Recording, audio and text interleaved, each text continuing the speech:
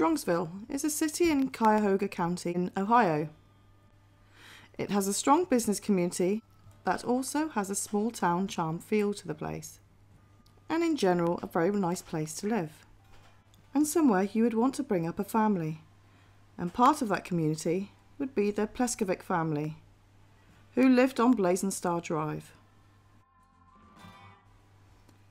Melinda, 49, was a teacher at Strongsville Middle School.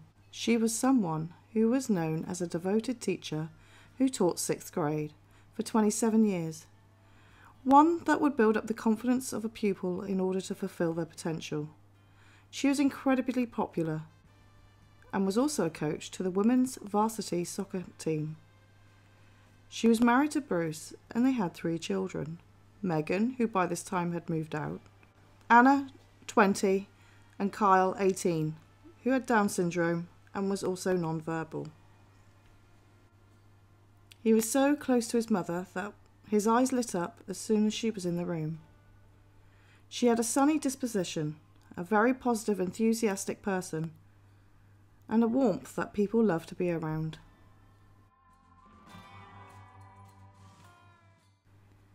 In 2015, Anna, the middle child, was 20 years old and was engaged to a man called Jeff Scullin, who was also 20.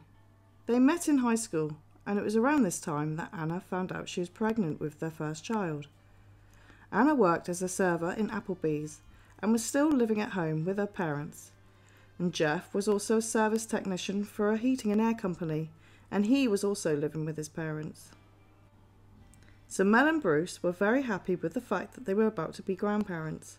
So to help Anna and Jeff out, they asked Anna if Jeff would like to move in with them in order to be able to save for their own place. This was an ideal solution for both Anna and Jeff, and both were pleased with the idea and excited, in which Jeff moved in June 2016. And it was in early July daughter Aurora was born. But going back into the month of June, something scary happened.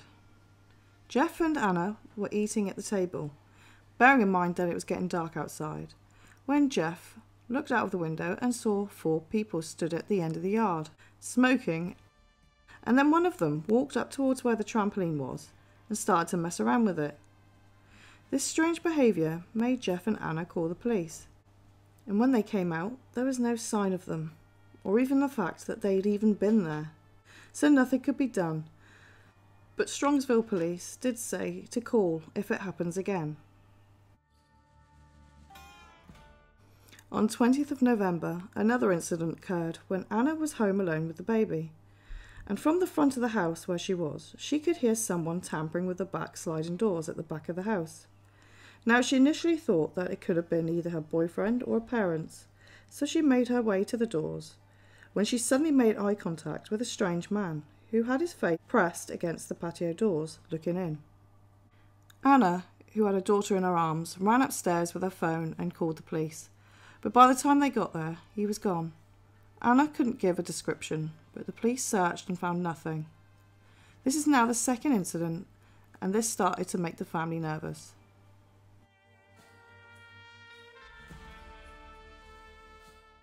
The third incident, in January 2017, police were called again, this time by Bruce, as he had his car broken into, and a laptop was stolen.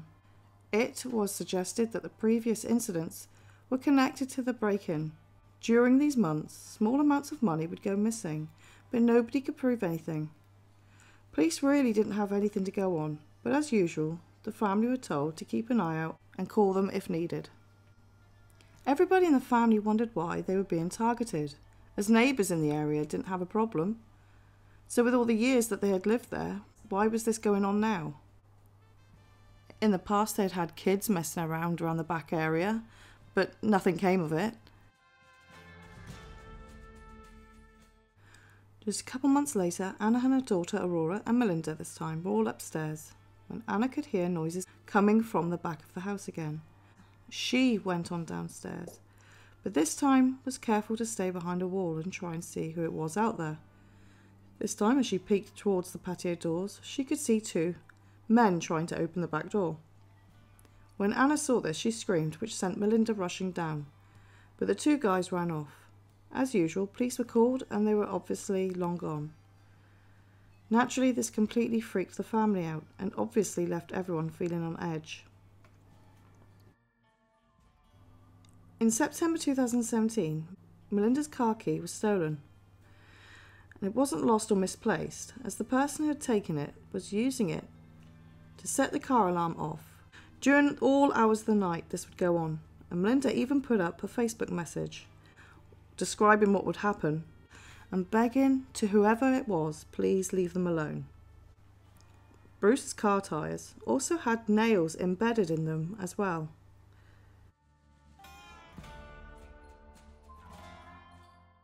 On October the 19th, 2017, Jeff was home alone when he heard someone trying to get in through the front door. So Jeff grabbed the family dog by the collar and took him to the door. This person ran off when the dog ran towards the door, barking.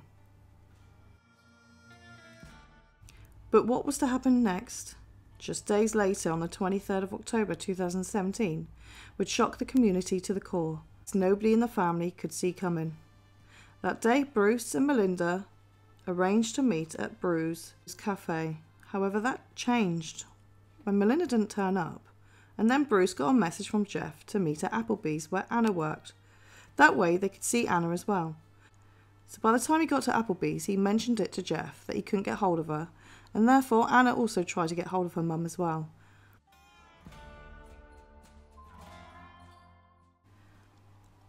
After Bruce and Jeff, who was also with Aurora, finished eating, they'd finished up and they decided to go home. When Bruce got to the front door, it was locked and they couldn't get in, so as they knocked on the door, it was Kyle who opened it. When Bruce walked through into the kitchen, he was shocked to see his wife, Melinda, dead on the floor, covered in blood. Bruce grabbed Kyle and Aurora and got them out of the house. Jeff made the call to the police, as he was outside already. Then Bruce made a call, also asking for help. He was calling to say how Strongsville PD had dropped the ball, as they had been harassed for months, and now this has happened. You can hear in the call how distressed Bruce was, yet Jeff was calm. When police came, they were now dealing with a homicide. Melinda Pleskovic had been stabbed 35 times and shot in the head. Jeff was a pallbearer for Melinda's funeral, which the 28th of October, which was also meant to be the wedding day. When they took everyone in for questioning, it was Jeffrey's story that was a little bit more suspicious, and they couldn't verify everything. To the police, it did not make sense. During this time, when they were searching Jeff's car, they found a large knife, still covered in blood. The testing matched Melinda's blood, and also there was blood on the passenger side door. They also found a gun in Jeff's backpack. On the 31st of October, Jeffrey Scullin, Jr. was arrested for aggravated murder, felonious assault, tampering with evidence, and child endangerment. Because as you know, Kyle was in the house, along with Aurora, when this happened. It seemed before he had met Bruce, Melinda had come in and they had started arguing about a paternity test that she might have found, including a knife and gun that she'd found downstairs in the basement where they were staying. And it seems from the interrogation video that Jeffrey literally just went crazy and snapped, shot her and stabbed her in the back. People don't believe that he had suddenly just snapped, because it seemed that Jeff was behind the hate campaign against the family for all the months previous, basically since he had moved in. It seemed that Jeff had lied about paying for the wedding, which was due in October 2017, and his credit card had been declined by the venue several times, and also had lied about even sending out invitations to the guests.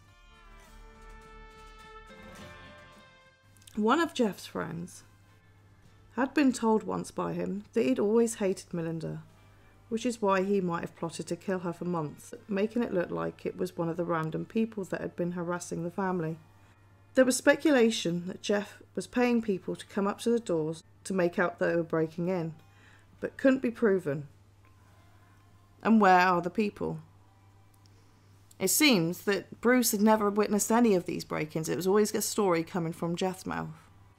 So whether Anna actually had seen anyone coming to the doors or anything like that depends where you get your sources of information from. But it comes across as an actual fact. It was Jeff all along was the only person who'd ever seen anyone.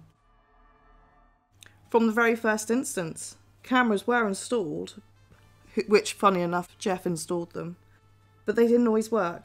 Jeff had also said that a random person had broke one of the cameras that he had installed, which is a coincidence.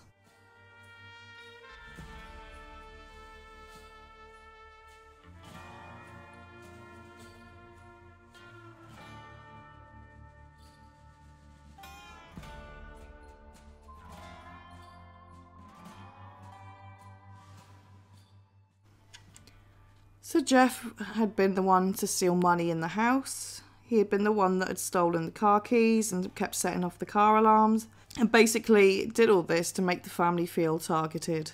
This is why people don't believe that Jeff had suddenly attacked Melinda.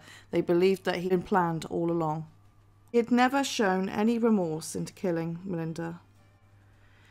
He staged the crimes to cover up his thefts and dined with the family after the murder. It was so sad to hear that Carl still looks out the window for his mum to arrive when they go out to dinner.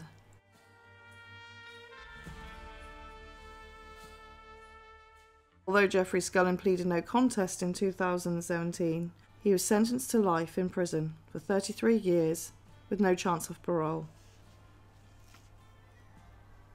For more content, please like and subscribe.